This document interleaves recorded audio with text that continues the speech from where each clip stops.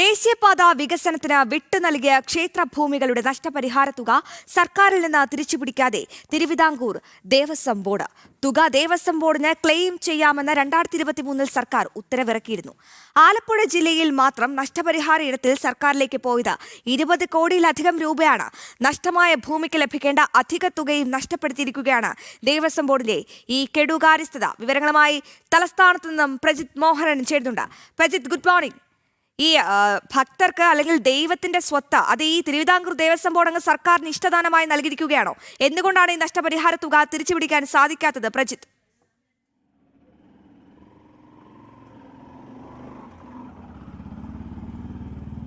അശ്വതി, കൃത്യമായ കെടുകാര്യസ്ഥതയാണ് തിരുവിതാംകൂർ ദേവസ്വം ബോർഡ് ഇക്കാര്യത്തിൽ കാട്ടുന്നത് എന്ന് നമുക്ക് പറയാൻ കഴിയും. കാരണം ഈ ദേശീയപാതകൾക്ക് ഭൂമിയും കെട്ടിടങ്ങളും ഒക്കെ വിട്ടു നൽകിയതുമായി ബന്ധപ്പെട്ട നിരവധി പ്രശ്നങ്ങൾ നിലനിൽപ്പുണ്ട്. നേരത്തെ 2020-21 കാലത്തെ ഓഡിറ്റ് റിപ്പോർട്ടിൽ ദേവസ്വം ബോർഡിനെതിരെ അന്നത്തെ ഓഡിറ്റർ വലിയ രീതിയിലുള്ള വിമർശനങ്ങളൊക്കെ ഉയർത്തിയിരുന്നു. അന്ന് സൂചിപ്പിച്ചത് പലയിടത്തും ഭൂമികൾക്ക് കൃത്യമായ രേഖകളില്ല.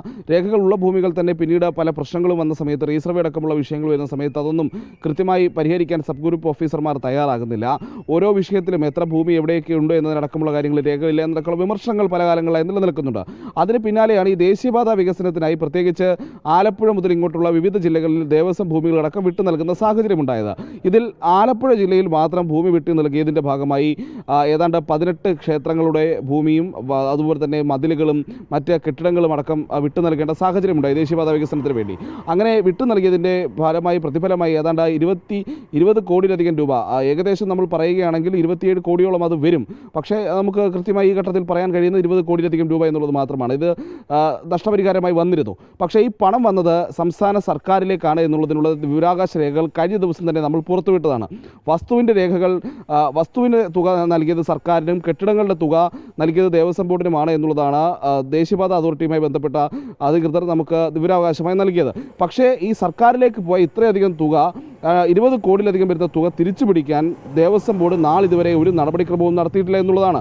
2023 ഇത് ചില തർക്കങ്ങൾ, പ്രത്യേകിച്ച് റവന്യൂ വകുപ്പുമായി ചില തർക്കങ്ങളിലൊക്കെ ഉണ്ടാകുകയും ആ തർക്കങ്ങൾക്ക് ശേഷം ഈ പണം ദേവസ്വം ബോർഡുകൾക്ക് ക്ലെയിം ചെയ്യാം എന്ന രീതിയിൽ സർക്കാർ 2023 ഓഗസ്റ്റിൽ ഒരു ഉത്തരവിറക്കിയിരുന്നു.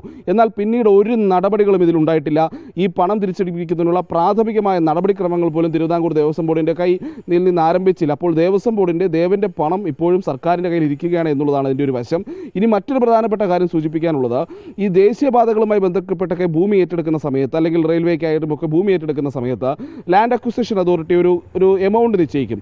ഇത്ര ഭൂമിക്ക് ഇത്ര രൂപ എന്ന രീതിയിൽ. അങ്ങനെ ഒരു സാധാരണഗതിയിൽ ഒരു മിനിമം എമൗണ്ടാണ് അവർ നിശ്ചയിക്കപ്പെടുന്നത്. പിന്നീട് നമ്മൾ ഇപ്പോൾ സ്വകാര്യ വ്യക്തിയാണെങ്കിലും ശരി, ഒരു വ്യാപാര സ്ഥാപനമാണെങ്കിലും ശരി, മറ്റേതെങ്കിലും സംവിധാനമാണെങ്കിലും ശരി, ഈ തുക സർക്കാരിൽ നിന്ന് വാങ്ങുന്ന സമയത്ത് ഒരു ഒബ്ജക്ഷൻ മുന്നോട്ട് വയ്ക്കുകയും ഈ ഒബ്ജക്ഷൻ്റെ ഭാഗമായി ഈ പ്രദേശത്ത് മറ്റ് സമാന സ്വഭാവമുള്ള അല്ലെങ്കിൽ സമീപ സ്ഥലങ്ങളിലുള്ള വസ്തുവിനൊന്നും ഇതിൽ കൂടുതൽ തുക കിട്ടിയിട്ടുണ്ട്, അതുകൊണ്ട് തന്നെ തനിക്കും ആ രീതിയിലുള്ളൊരു നഷ്ടപരിഹാരം വേണമെന്ന് ആവശ്യപ്പെട്ട് ആർബിട്രേഷൻ അതോറിറ്റി ആയിട്ടുള്ള കളക്ടർക്ക് കത്ത് നൽകുകയും പരാതി നൽകുകയും ചെയ്യും. ഈ പരാതിയുടെ അടിസ്ഥാനത്തിൽ കളക്ടർ ഈ പരാതി പരിശോധിച്ച് സാധാരണഗതിയിൽ ആദ്യം വിലയിരുത്തിയ തുകയേക്കാളും കൂടുതൽ തുകയാണ് എല്ലാ വട്ടവും അനുവദിക്കുക. ദേശീയപാത അതോറിറ്റിക്ക് വേണ്ടി അല്ലെങ്കിൽ ദേശീയപാതയ്ക്ക് വേണ്ടി ഭൂമി എടുക്കുന്നതുമായി ബന്ധപ്പെട്ട് ലാൻഡ് അക്വിസിഷൻ്റെ ആർബിട്രേറ്റർ ഓഫീസറായിട്ടുള്ള ജില്ലാ കളക്ടർക്ക് പരാതി നൽകിയാൽ കൂടുതൽ തുക നഷ്ടപരിഹാരമായി ലഭിക്കാനുള്ള ഒരു സാഹചര്യമുണ്ടായിരുന്നു. പക്ഷേ ദേവസ്വം ബോർഡ് ഇത്തരം ഒരു നടപടികളിലേക്കും പോയിട്ടില്ല.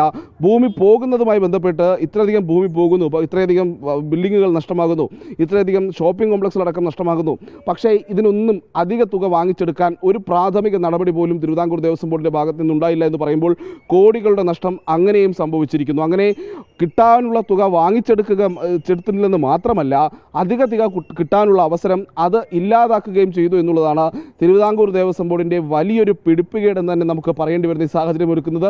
ഇത് മാത്രമല്ല, ഇത് സംബന്ധിച്ച കൂടുതൽ ഭൂമിയുമായി ബന്ധപ്പെട്ട നിരവധി കെടുകാര്യസ്ഥതകൾ ദേവസ്വം ബോർഡിലുണ്ട്. അത് സംബന്ധിച്ച റിപ്പോർട്ടുകൾ നമ്മൾ വരും ദിവസങ്ങളിൽ പുറത്തു കൊണ്ടുവരികയും ചെയ്യും. അശ്വതി, തീർച്ചയായും പ്രജിത്താണ് വളരെ നിർണായകമായ ഒരു റിപ്പോർട്ട് പ്രേക്ഷകർക്ക് മുൻപിൽ എത്തിച്ചത്. ദേശീയപാത വികസനത്തിന് വിട്ട് നൽകിയ ക്ഷേത്രഭൂമികളുടെ നഷ്ടപരിഹാര തുക സർക്കാരിൽ നിന്ന് തിരിച്ചു പിടിച്ചിരിക്കാതെ തിരുവിതാംകൂർ ദേവസ്വം ബോർഡ് തുക ദേവസ്വം ബോർഡിനെ ക്ലെയിം ചെയ്യാമെന്ന് 2023 സർക്കാർ ഉത്തരവിറക്കിയിട്ട് കൂടി പോലുമാണ് ഈ ഒരു നീക്കം നടന്നിരിക്കുന്നത്. പ്രജിത്താണ് നിർണായക വിവരങ്ങൾ നൽകിയത്. ഇനി കോഴിക്കോട്ടെ വിവിധ ക്ഷേത്രങ്ങളിൽ നിന്നായി 60 പവനോളം സ്വർണം കവർച്ച ചെയ്ത മുൻ Devaswom board executive officer TP Vinodan മാസങ്ങളായി ഒളിവിൽ തുടരുകയാണ്.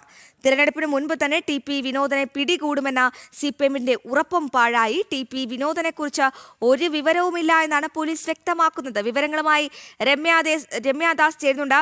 രമ്യാദാസ്, നമുക്കറിയാം ഈ വിനോദൻ ഒരു CPM പ്രവർത്തകനാണ്. അപ്പോൾ ഇദ്ദേഹത്തെ പറ്റി യാതൊരുവിധ വിവരവും ഇല്ല എന്ന് പറഞ്ഞ് കൈ കഴുകാനാകുമോ നമ്മുടെ കേരള പോലീസിന്? 60 പവൻ സ്വർണ്ണമാണ് കവർച്ച ചെയ്തത്.